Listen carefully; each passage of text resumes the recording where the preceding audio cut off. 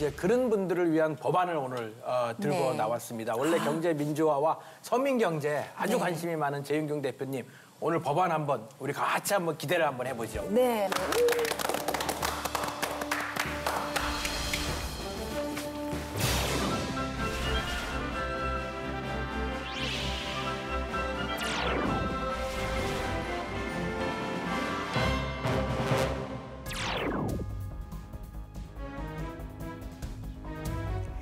하루 걸러 하루씩 등장하는 신문 기사입니다. 대부분 생활고를 못 이겨 가계빚, 사채빚을 더 이상 견디지 못하고 스스로 목숨을 끊었다는 내용들입니다. 죽을 용기가 있으면 더 악착같이 살아야 되는 거 아닌가 반문하실 분도 있을 겁니다. 그런데 오죽하면 하나뿐인 목숨을 버리겠습니까? 예를 하나 들어보겠습니다. 평범한 가장이자 굉장히 성실했던 중학교 교사였던 A씨. 몇 해 전 아버지가 대수술을 몇 차례 받았고 병원비는 2천만 원을 훌쩍 넘어버렸습니다. A씨는 여러 개의 신용카드를 발급받아 돈을 마련했는데요.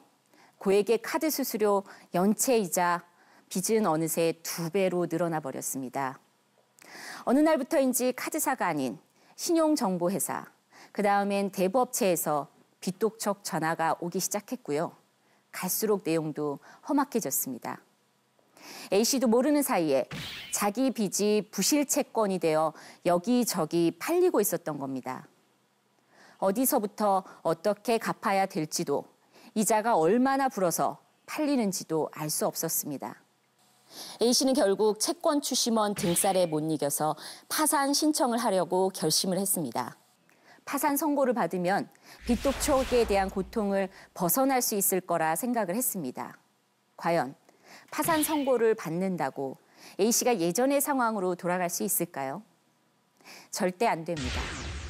파산 신고와 동시에 A씨는 교사직에서 자동 퇴직됩니다.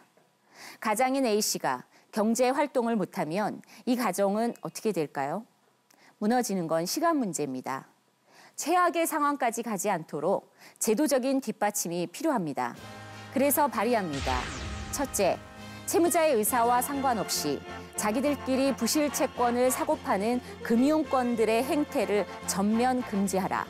둘째, 파산 면책 제도를 활성화해서 채무자의 경제 활동을 막고 있는 규제들을 전면 개선, 과도한 빚 탕감과 더불어 빠른 신용 복권을 골자로 한 제15차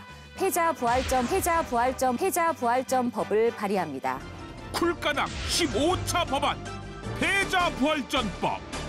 지금 가계빚이 1,000조 원이라는 누구를 위한 서민 금융 정책인가? 천정부지로 솟은 가계대출 개인의 안일함인가? 금융권의 횡포인가? 그러다 그게 터지고 Y가 가계빚 천조 시대 금융권의 신용대출 구조 문제는 없나? 네. 패자부활전법, 이 법안 이름만 들으면 굉장히 좀 희망적이면서도 가슴이 좀 따뜻해지는 법안인 것 같은데 뭔가 희망적으로 느껴져서 저는 왠지 깃발을 꽂고 싶은데 네, 찬성하시는 분, 반대하시는 분 네, 모두 이 깃발을 들고 좀 판단을 해주셨으면 좋겠습니다. 그러니까 찬성하는 사람은 꽂아주시고 반대하는 사람은 꽂지 않으시는데 그렇죠. 끝에 또 한 번 기회가 있습니다. 그러니까요. 나는 일단 꽂을래. 저는 이제 반만 찬성을 하도록 하겠습니다. 예. 저는 일단 재 선생님이 말씀하신 것 네, 중에 네. 동의하고 싶은 것은 이 금융권이 채무자가 모르는 가운데 부실 채권을 막 이리 팔고 저리 팔고 나중에는 어디 돈을 갚아야 되는 거야? 네. 아니 우리 어렸을 적에도요. 예를 들어서 제가 그 뭐 A라는 친구에게 뭘 꽂다 하잖아요. 네. 그러면 이 친구하고 채무 관계가 있는 거지. 나중에 이 친구가 저에게 와가지고 야 내가 저 옆에 동네 C한테 내가 넘겼어. 걔한테 돈을 받았으니까 너 걔한테 갚아라. 근데 걔는 무서운 애예요. 막 저를 돈 안 갚는다고 막 때릴 거예요. 걔는. 그러니까 안 되잖아요. 그렇죠? 돈을 꾼 사람에게 제가 갚는 거죠.